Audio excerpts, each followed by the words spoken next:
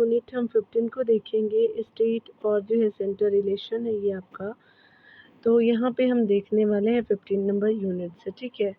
चलिए पहले जो है वो कथन और कारण के जो है प्रश्नों को कवर करते हैं और हम देखते हैं कौन से जो है वो कथन सही होंगे। यहाँ पे अभी कथन ए में बताया जा रहा है कि हाल ही के वर्षों में भारतीय संघवाद सहयोगी संघवाद के सौदेबाजी के संघवाद की ओर जो प्रवृत्त हुआ है। कथन तो सही है आपका। कारण आर है कि विधान की जो अवशिष्ट आपका शक्तियाँ केंद्र में आपका निहित है, तो कारण भी सही है, लेकिन आपका व्याख्या जो है आर एक ही नहीं कर रहा है, ठीक है। तो यहाँ पे क्या हो जाएगा कि बी बिल्कुल सत्य हो जाएगा डियर। तो यहाँ पे आपका जो है वो बी सही हो जाएगा। अगर आपको मेरा पढ़ाना अच्छा लगता है तो आप मेरे चैनल को सब्सक्राइब कर सकते हैं, लाइक एंड शेयर भी कर सकते हैं। और अगर आप पहली बार मेरे चैनल पे आए होंगे तो बहुत सारे जो है टॉपिक पे प्रीवियस वीडियो बने हुए हैं, तो आप देख सकते हैं। स्पेशली जो इकोनॉमिक्स के भी बने हुए हैं, ज्योग्राफी के भी बने हुए हैं। उसके अलावा हिस्ट्री से भी बहुत सारे चैप्टर मैंने कवर कराए हैं।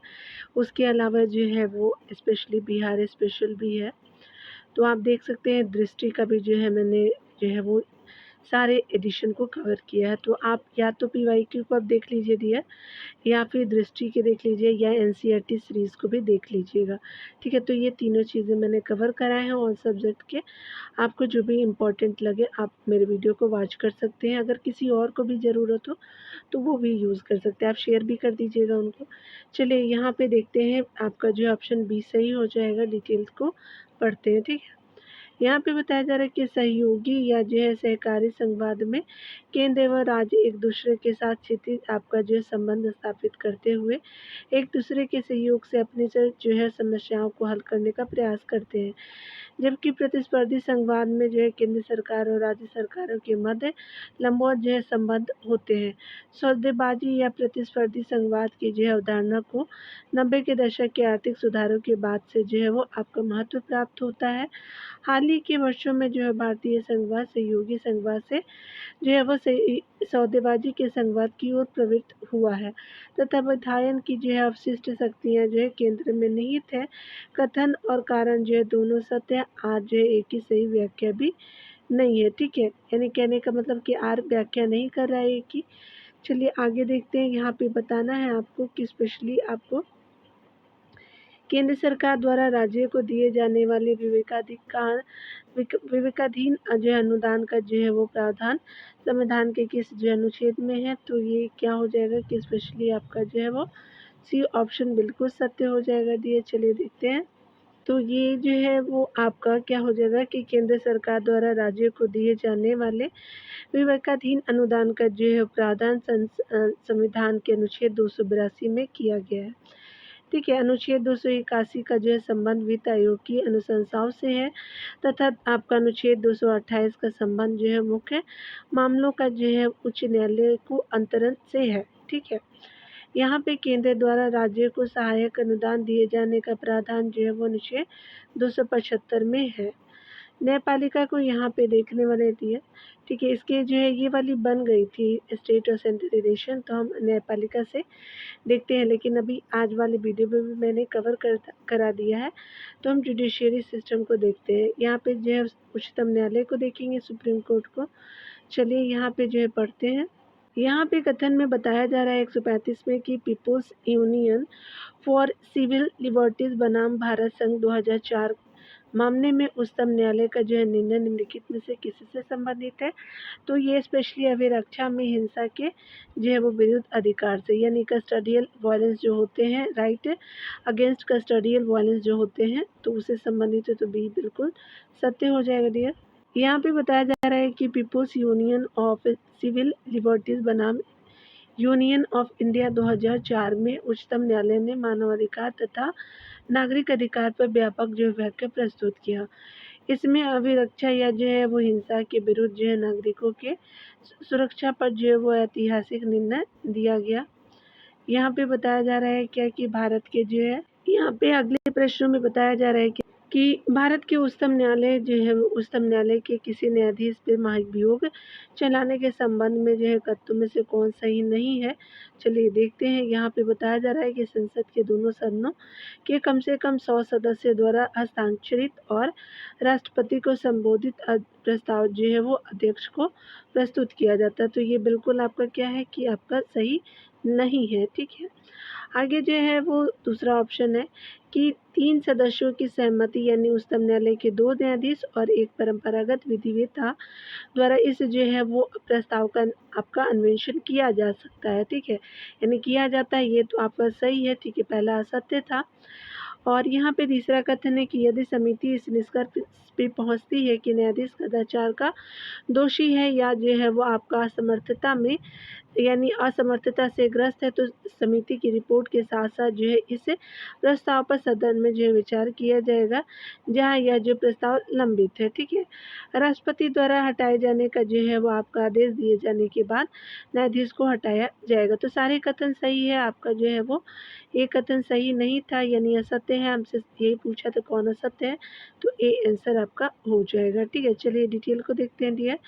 यहाँ पे बताया जा रहा है कि भारत के जो है वो उच्चतम न्यायालय के किसी न्यायाधीश पर महाभियोग चलाने के संबंध में नोटिस पर जो है वो राज्यसभा के 50 सदस्य या लोकसभा के 100 सदस्य का हस्ताक्षर सहित जो है वो अध्यक्ष को संबोधित किया जाता है। अतः कथन ए आपका गलत है, अन्य सभी जो है कथन सही हो जाएगा। यहाँ पे बताना है कि भारतीय सर्वोच्च न्यायालय ने किस और किन मुकदमों यानी मुकदमे में सर्वप्रथम जो है संविधान के मूल ढांचे का सिद्धांत दिया है। तो ये जो है स्पेशली केशवानंद भारती बनाम केरल राज्य हो जाएगा। तो बी बिल्कुल सत्य हो जाएगा। यहाँ पे बताया जा रहा है कि भारतीय सर्वोच्च न्यायालय ने केशवानंद भारतीय बनाम केरल राज्य 1973 में सर्वप्रथम जो है संविधान के मूल ढांचे का सिद्धांत दिया। इस निर्णय में सर्वोच्च न्यायालय ने कहा कि आपका जो है संसद मौलिक अधिकारों को संशोधित या सीमित कर सकती है, किंतु जो है संविधान के अनुच्छेद आपका 368 के तहत संसद को संविधान के मूल जो है वो ढांचे में परिवर्तन का अधिकार प्राप्त नहीं होता है। ठीक है। 138 नंबर प्रश्नों को देखते हैं डियर। यहाँ पे स्पेशली हम लोग जो है वो आपका कॉलेजियम प्रणाली के बारे में विचार करना है, कौन सा सत्य हो जाएगा। यहाँ पे बताया जा रहा है क्या है कि सुप्रीम कोर्ट कॉलेजियम एक जो है वो आपका 5 सदस्यीय आपका जो है वो निकाय है। इसकी जो है जिसकी अध्यक्षता भारत के मौजूदा मुख्य न्यायाधीश यानी सीजेआई करती है और इस समय इसमें जो है वो न्यायालय में कार्यरत 4 जो है अन्य वरिष्ठतम आपका जो है न्यायाधीश शामिल होते हैं। बिल्कुल सही है डियर। आगे बताया जा रहा है कि संसद ने आपका विधि द्वारा कॉलेजियम प्रणाली का जो है प्रारंभ किया है, तो ये गलत है।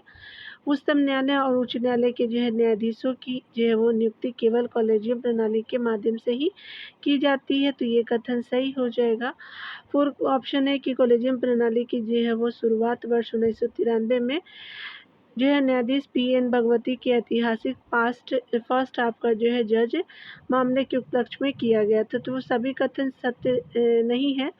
ये 4 वाला सत्य नहीं है। 1 और 3 जो है वो आपका सत्य हो जाएगा।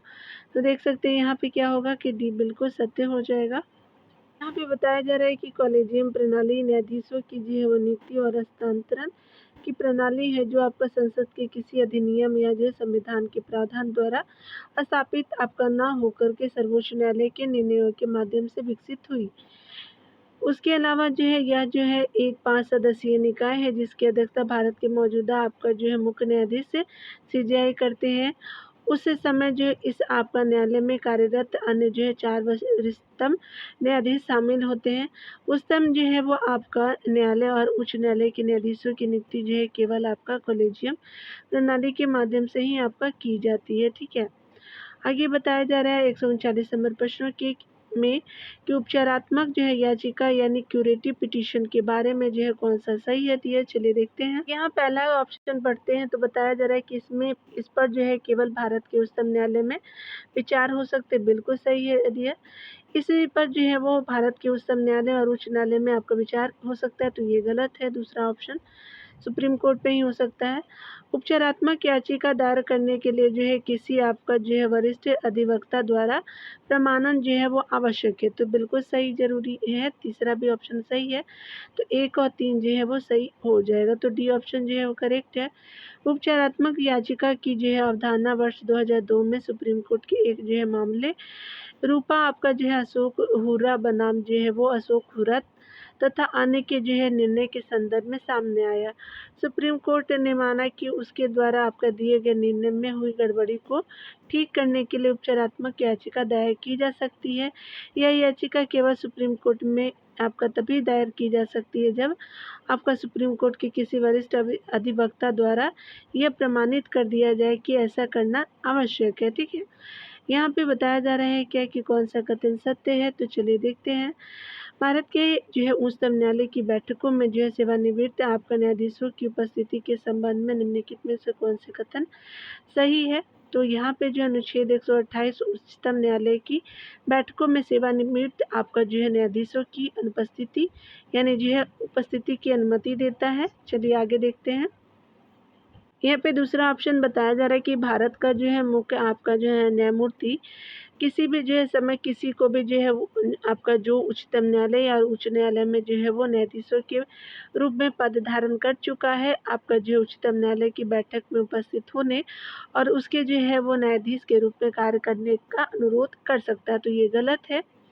आगे जो है बताया जा रहा है क्या कि भारत का जो है वो मुख्य न्यायाधीश जो है वो किसी भी जो है वो आपका किसी भी समय भारत के जो राष्ट्रपति की पूर्व अनुमति से किसी भी जो व्यक्ति को जो भी आपका किसी उच्च न्यायालय के जो है मुख्य न्यायमूर्ति के रूप में पद जो है वो आपका धारण कर चुका है, उच्चतम न्यायालय की बैठक में उपस्थित होने और उनके जो है न्यायाधीशों के रूप में कार्य करने का जो है अनुरोध कर सकता है। तो ये आपका गलत हो जाएगा। पांचवा बताया जा रहा है क्या कि भारत का जो है मुख्य आपका न्यायाधीश किसी भी जो समय भारत के राष्ट्रपति की पूर्व सहमति से किसी भी जो है व्यक्ति को जो आपका उच्चतम न्यायालय के न्यायाधीशों के रूप में पद धारण कर चुका है उच्चतम न्यायालय की बैठक में उपस्थित होने उसके जो है वो न्यायाधीशों के रूप में काम करने का अनुरोध आपका कर सकता है। तो आपका 4 सही हो जाएगा डियर। ठीक है, यहाँ पे क्या हो जाएगा कि आप देख सकते हैं कि आपका जो है पहला भी कथन सही है और 1 सही है और 4 भी सही हो जाएगा। ठीक है, तो चलिए देखते हैं।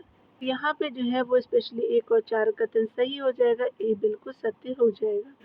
यहाँ पे बताया जा रहा है कि भारतीय संविधान का अनुच्छेद जो है वो 128 उच्चतम न्यायालय की बैठकों में जो है सेवानिवृत्त आपका न्यायाधीशों की उपस्थिति के संबंध में प्रावधान करता है।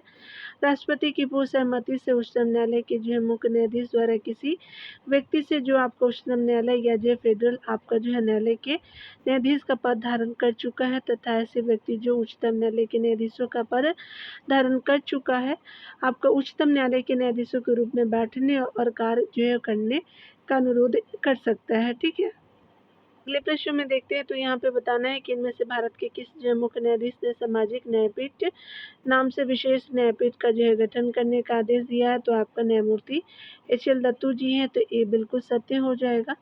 यहाँ पे जो है वो डिटेल में सुप्रीम कोर्ट के पूर्व जो मुख्य न्यायाधीश HL दत्तू ने सामाजिक न्याय के जो है दायरे में आने वाले अनेक मामले जो कई वर्षों से लंबित है कि शीघ्र जो है निपटान के लिए उच्चतम न्यायालय में सामाजिक जो है न्यायपीठ गठित करने का जो आदेश दिया जाता है। सुप्रीम कोर्ट में सामाजिक न्यायपीठ का गठन जो है दिसंबर 2014 में किया गया है। आगे देखिए बताया जा रहा है कि सर्वोच्च न्यायालय के जो है एक आपका न्यायाधीश का त्यागपत्र संबोधित होता है। तो स्पेशली आपका जो है संबोधित होता है राष्ट्रपति को, ये बिल्कुल सत्य हो जाएगा। संविधान के अनुच्छेद 124(2) क के अनुसार सर्वोच्च न्यायालय का न्यायाधीश अपने त्यागपत्र को जो है भारत के राष्ट्रपति के सम्मुख प्रस्तुत करता है। सर्वोच्च न्यायालय के न्यायाधीशों की जो है वो नियुक्ति जो है वो राष्ट्रपति करता है।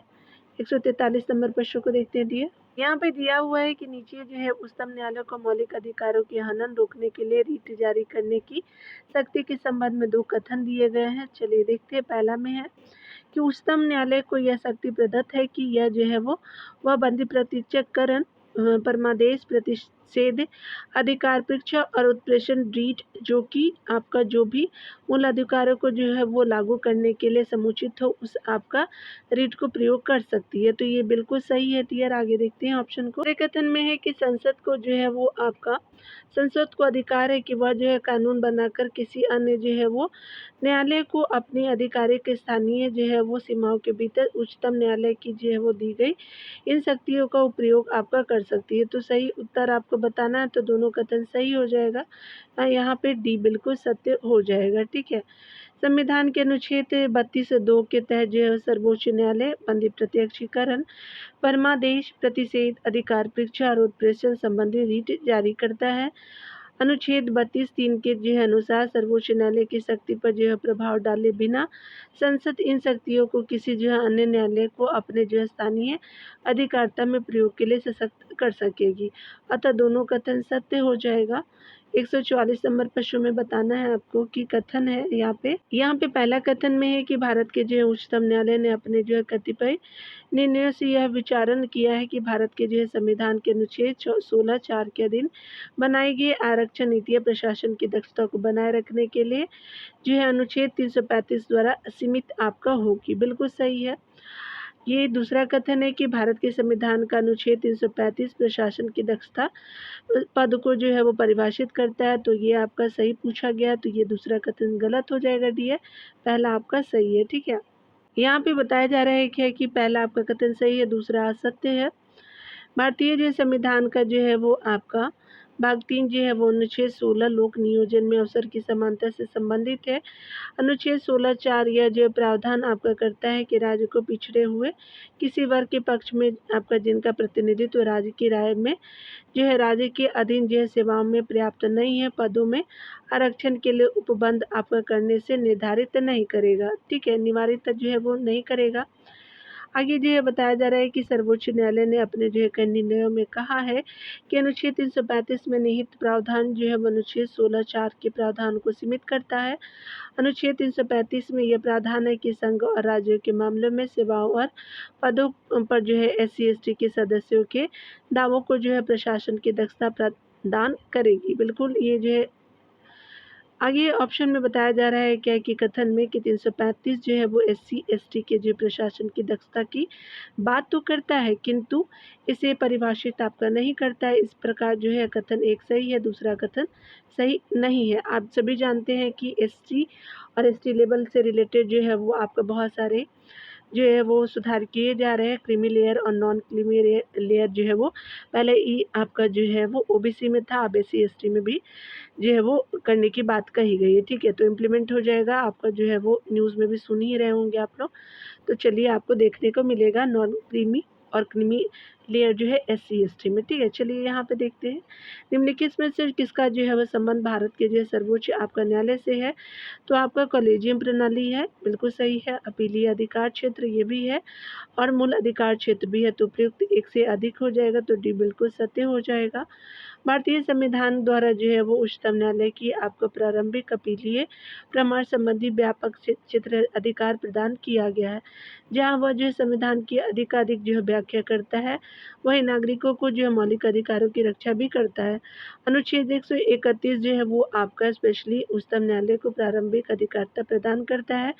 संविधान का जो है भाग 5 अनुच्छेद 124 से 147 जो है वो सर्वोच्च न्यायालय से संबंधित है। कॉलेजियम प्रणाली सर्वोच्च न्यायालय में न्यायाधीशों की जो नियुक्ति का माध्यम है। ठीक है। यहाँ पे जो है वो स्पेशली सर्वोच्च न्यायालय है, तो यहाँ पे एक संघीय न्यायालय मानवाधिकारों का संरक्षण संविधान का अंतिम जो है वो विवेचक सिविल न्यायालय है। तो यहाँ पे ई आपका सही हो जाएगा। सारे कथन क्या है कि सही है, तो यहाँ पे ई सही हो जाएगा। सर्वोच्च न्यायालय एक जो है संघीय न्यायालय है, या जो है अपील का जो है सर्वोच्च न्यायालय भी है, जो नागरिकों के अधिकारों मौलिक अधिकारों का जो है वो गारंटर और संविधान का संरक्षक, यह संविधान का अंतिम जो है विवेचक के रूप में भी कार्य करता है। ठीक है। यहाँ पे बताया जा रहा है क्या कि अगर भारत में न्यायिक प्रणाली किस पर जो है आधारित है, तो स्पेशली कानून द्वारा स्थापित प्रक्रिया पे जो है वो आपका आधारित है। तो डी बिल्कुल सत्य हो जाएगा डियर। भारत में जो है न्याय प्रणाली का जो है वो प्राथमिक तथा मूल स्रोत भारत का संविधान है। कोई विधि, कानून, नियम, उपनियम उसके अलावा आदेश अथवा जो है वो निर्देश तभी तक जो है वो विद्यमान है जब तक कि वह संवैधानिक उपबंधों के अनुकूल है। इसके अलावा भारत में जो है न्यायिक प्रणाली विधि द्वारा स्थापित प्रक्रिया के अनुसरण में आपका गतिशील है, अर्थात विधानमंडल द्वारा उचित प्रक्रिया के जो है वो अनुपालन में आपका जो है निर्मित विधि को आपका जो ध्यान में रख कर के रखा जाता है। ठीक है, अनुपालन में जो है निर्मित विधि को ध्यान में रखा जाता है। इसमें जो है भावना या जो इच्छा को आपका नहीं देखा जाता है। संवैधानिक आपका जो है व्याख्या में आपका लिखित तत्वों के आधार पर जो है प्रक्रिया का निर्धारण किया जाता है। मेनका गांधी बनाम जो है भारत संघ के बाद में इसे सुस्पष्ट किया गया, इसीलिए कथन जो है वो डी बिल्कुल सत्य हो जाएगा। यहाँ कथन और कारण को देखेंगे। यहाँ पे बताया जा रहा है कि एशियन सान्याल समिति की रिपोर्ट के अनुसरण में न्यायालय की अवमानना अधिनियम 1971 पारित किया गया, तो ये गलत है आपका। चलिए आगे देखते हैं। दूसरा कथन में बताया जा रहा है कि भारत का जो है वो आपका संविधान उच्चतम न्यायालय और उच्च न्यायालयों को अपने जो है अवमानना के लिए दंड देने हेतु जो है वो आपका शक्ति प्रदान करते हैं। हमारा संविधान बिल्कुल सही है दिया। यहाँ पे तीसरा कथन है कि भारत का जो है संविधान सिविल अवमानना और आपराधिक अवमानना को परिभाषित करता है, तो ये गलत हो जाएगा। ठीक है, आगे बताया जा रहा है क्या कि यहाँ पे जो है वो चौथे जो कथन में कि भारत में जो है वो न्यायालय की अवमानना के विषय में कानून बनाने के लिए जो है संसद में शक्ति निहित है, तो 2 और 4 जो है सही है आपका। तो सही पूछा ही गया था, तो आपका जो है बी ऑप्शन जो है करेक्ट हो जाएगा। ठीक है, तो चलिए देखते हैं। आपका वर्ष 1963 में जो है वो एशियन सान्याल समिति की रिपोर्ट के अनुसरण में जो है न्यायालय आपका अवमानना अधिनियम 1971 पारित किया गया था। भारत के संविधान में अनुच्छेद आपका 19(2), 129 आपका जो उच्चतम न्यायालय एवं जो 215 जो है वो स्पेशली उच्च न्यायालय के जो है अंतर्गत न्यायालय को अवमानना हेतु दंड देने की शक्ति प्रदान की गई है। तो आपका 215 जो है वो आपका उच्च न्यायालय के लिए और जो है उच्चतम न्यायालय के लिए 29 में अनुच्छेद कौन सा, तो आपका 19(2) में है। भारत की जो है संसद को न्यायालय की अवमानना के संदर्भ में जो है कानून बनाने की जो है शक्ति प्रदान जो है वो प्राप्त है। ठीक है, आपको हाईकोर्ट को। ठीक है, यहाँ पे सॉरी हाईकोर्ट नहीं, पार्लियामेंट को। ठीक है, तो याद रखिएगा ये।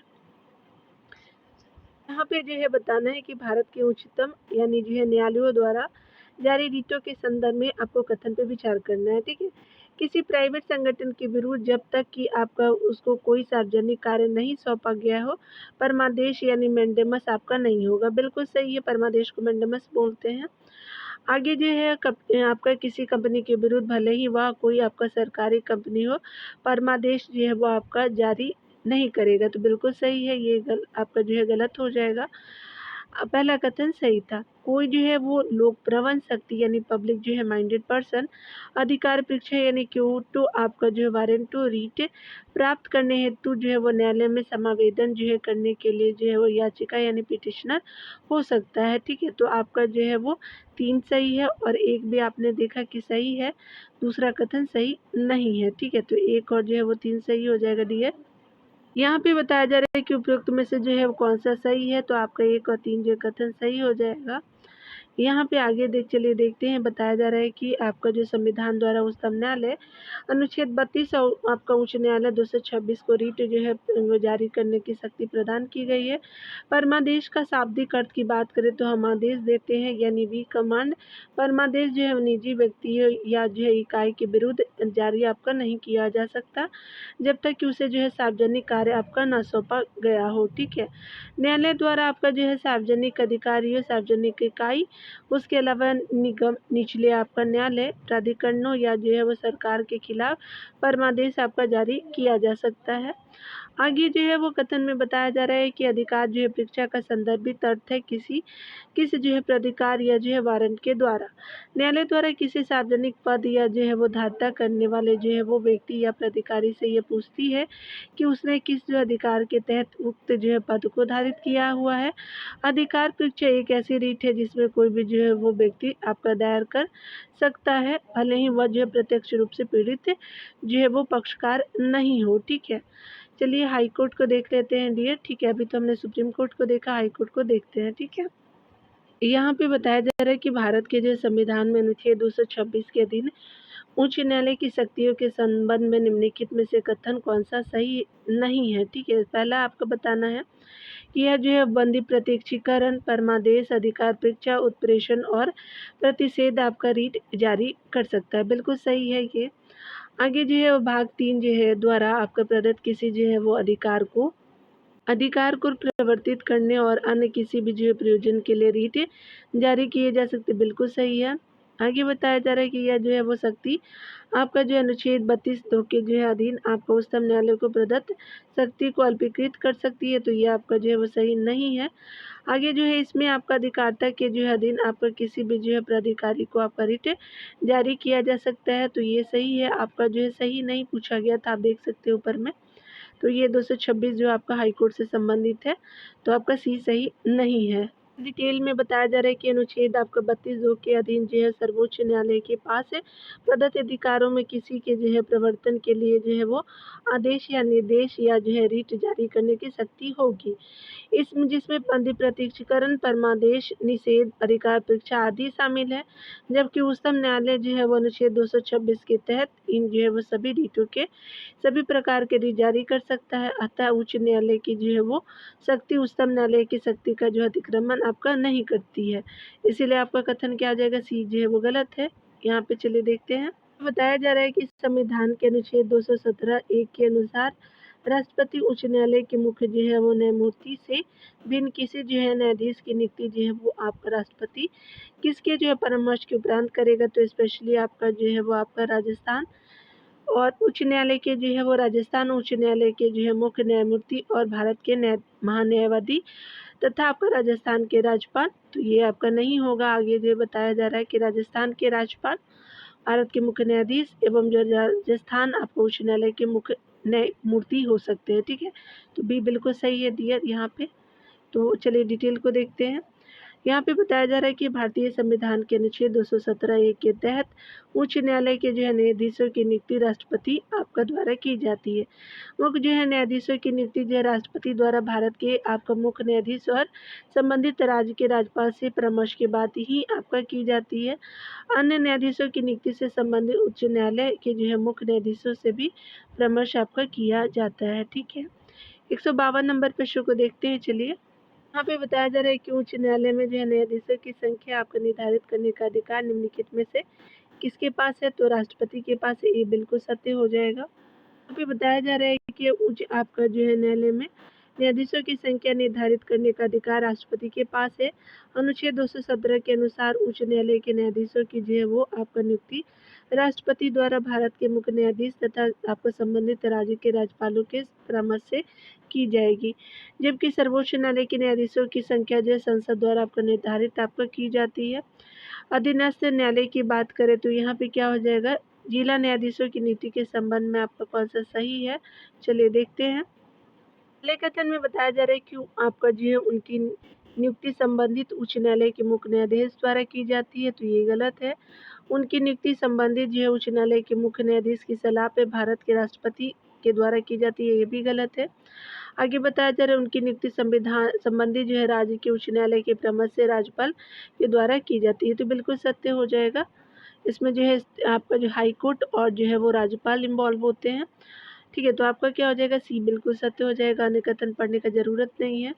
भारतीय जो है संविधान के जो है अनुच्छेद 233 के तहत आपका किसी राज्य में जिला न्यायाधीश की नियुक्ति एवं प्रोन्नति उस राज्य के राज्यपाल ऐसे राज्य के संबंध में अधिकारिता का प्रयोग करने वाले उच्च न्यायालय के परामर्श से जो है वो परामर्श से करेगा। तो ये क्या हो जाएगा, 233 जो है स्पेशली जिला न्यायाधीश से संबंधित है डियर। तो यहाँ जो है वो आपका लोकल गवर्नमेंट को जो है वो आपका अगले वीडियो में देखेंगे डियर। मिलते हैं अगली वीडियो में। खुद का ख्याल रखिए, पढ़ते रहिए। ठीक है डियर।